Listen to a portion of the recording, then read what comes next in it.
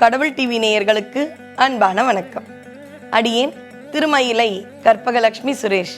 ஒவ்வொரு நாளும் உங்களோடு ரொம்பவே அழகாக அருணகிரியார் சென்ற திருப்புகழ் அமுதம் கிடைத்த தலங்களை தரிசனம் செய்து கொண்டு வருகின்றோம்.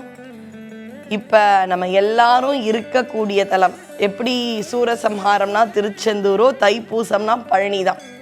அந்த பழனி என்ற அற்புதமான பதியில் இருக்கின்றோம். போகரால் வடிவமைக்கப்பட்ட திருவுருவம். எப்படி அந்த திருவுருவத்தை போகர் தேர்ந்தெடுத்தார்? ஆண்டி கோலமா? இல்லை, அதற்கு பெயர் யோக கோலம். முருகனங்க ஞான வடிவா இருக்கான். ஞான தண்டம், ஞான தண்டாயுத பாணி என்ற ஒரு நாமத்தோடு இருக்கின்றான். தண்டம் அப்படின்றது ஞானிகள் கிட்ட தான் இருக்கும். அது யோக கோலம், ஞான கோலம். அப்ப கனவுல வராரு முருகப்பெருமான். ரொம்ப அழகா இருக்கக்கூடிய ஒருத்தர் ஒரு அரசரா இருக்காருன்னு வைங்களேன். அந்த அரசருக்கு எந்த எக்ஸ்ட்ரீமும் வாழ தெரியணும். அதனாலதான் அந்த காலத்துல அரசகுமாரர்கள் காட்டுல போய் படிச்சாங்க. எவ்வளவு பெரிய அரசர்களா இருந்தாலும் வயசாயிட்டா காடுகள்ல போய் வாழணும். மகாபாரதம் பார்த்தீங்கன்னா திருதராஷ்டிரர்லாம் அவருடைய கடைசி காலம்.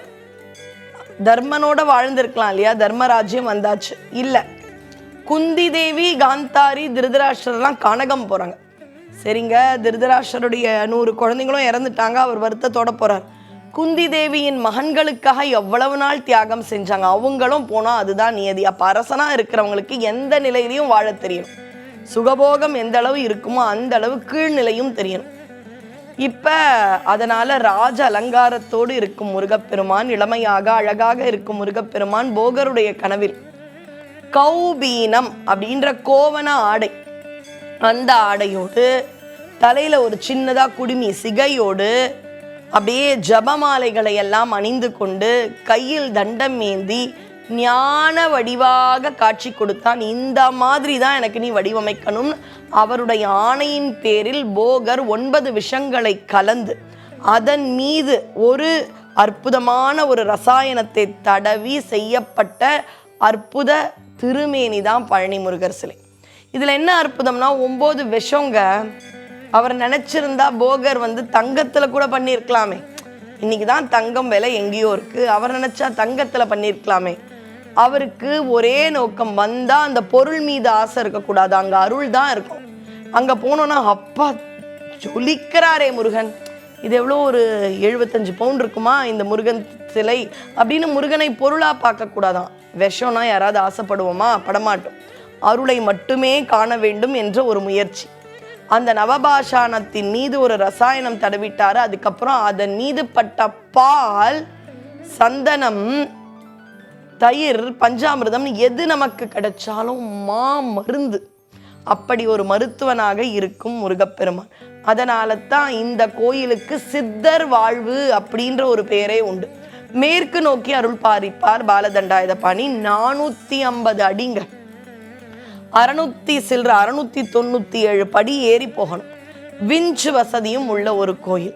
யானைப்பாதை என்று கொஞ்சம் படி கொஞ்சம் நடைபாதை அப்படி எப்படின்னு மாறி மாறி இருக்கக்கூடிய அற்புதமான மலை. நம்முடைய தமிழ்நாட்டு அரசின் கீழ் இருக்கக்கூடிய ஆலயங்கள், அதில் முதல்ல வருமானத்தில் இருக்கக்கூடிய திருக்கோயில்னா பழனி. சுவாமி மேற்கு பார்த்துருக்கார். மேற்கு என்னங்க? கேரள தேசம். ஏனோ தெரியல, அவர் கேரள தேசத்தை பார்த்து இருக்கிறதுனால தான் இன்னைக்கும் பழனி போனீங்கன்னா கேரள சகோதரர்களா வருவாங்க.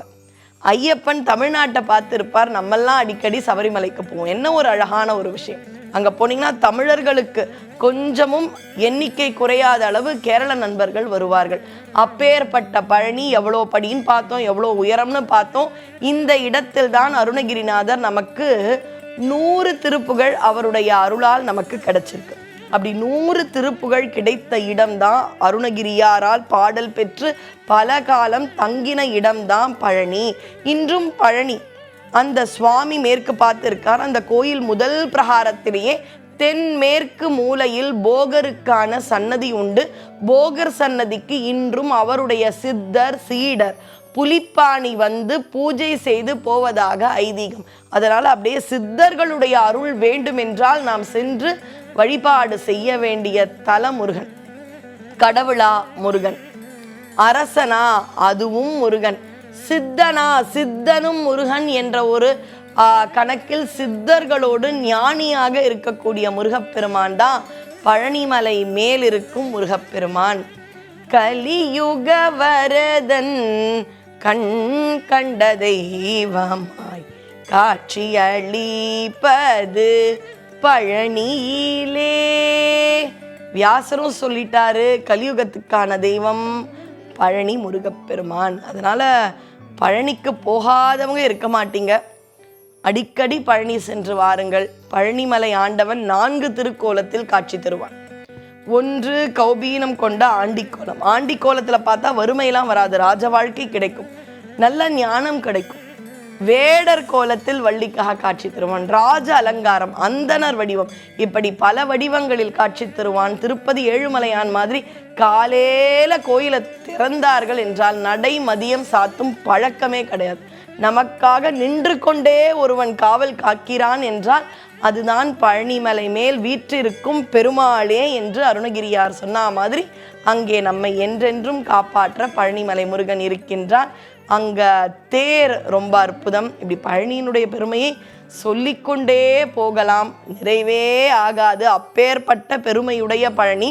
ஆவினன் குடியில் ஜபமாலை வாங்கி பழனியில் பல காலம் தங்கி நமக்கு பல திருப்புகழை கொடுத்த அந்த பழனியம்பதியை அருணகிரியாரோடு சென்று தரிசித்து நல்லதொரு வாழ்க்கையை பெற்று நல்ல ஒரு வாழ்க்கையை இந்த பூவுலகில் வாழ்வோம். அங்க போக முடியலனாலும் திருப்புகழை பாடுங்கள். வாழ்க்கையில் உங்களுடைய வேண்டுதல்கள் உடனே நிறைவேறும். திருப்புகழை பாடிக்கொண்டே இருங்கள். வெற்றிவேல் முருகனுக்கு அரோகரா, பழனிமலை முருகனுக்கு அரோகரா. நன்றி, வணக்கம்.